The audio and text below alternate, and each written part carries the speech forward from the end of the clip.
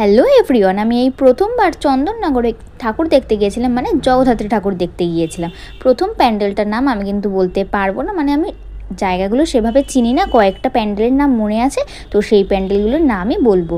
তো আমি প্রথমবার জগদ্ধাত্রী ঠাকুর দেখতে গেছি। চন্দননগর মানেই তো একটা লাইটিংগুলো এত সুন্দর, কি বলবো। আর এই খরগোশ না, এটা কাঠবিড়ালি ছিল, সরি, খুব কিউট ছিল। আর এই সব কটা ঠাকুর এত সুন্দর লেগেছে কি বলবো। প্রথমবার গেছি, মানে প্রত্যেক বছর সুযোগ পেলে আমি যাব। ঠাকুরের মুখগুলো এত মিষ্টি, মানে কি বলবো, জাস্ট মন প্রাণ সব জুড়িয়ে যাচ্ছিল। যাই হোক, তো চলো, এটা বাগবাজার মানে কিন্তু এটা চন্দননগরের বাগবাজারের ঠাকুরের মুখটা তো মানে খুবই আমার ভালো লেগেছে। আর তারপরে যেটাতে যাচ্ছিলাম সেটা হলো তালপুকুরের ঠাকুর। আর এটা কি ভূত না কঙ্কাল কিছু একটা করতে চেয়েছে বাচ্চাদেরকে বোধহয় ভয় দেখানোর জন্য। আর এইটাকে দেখো।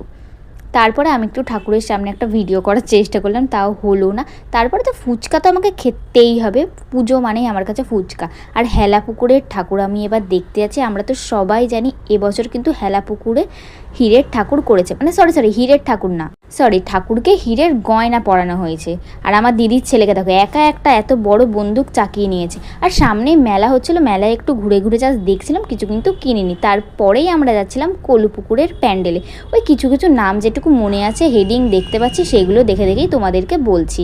তো তারপরে চলো, এবার আমি কি খাচ্ছি সেটা হলো, আমি বসে পড়েছি খেতে, কিন্তু তোমাদেরকে তো বলাই হয়নি কি খাচ্ছি। আমি খাচ্ছিলাম চিকেন কাবাব। আমার দিদির ছেলে দেখো খাচ্ছে কীরকম করে চিকেন কাবাব, মানে ও এত ভালোবাসে বাইরের খাবার খেতে।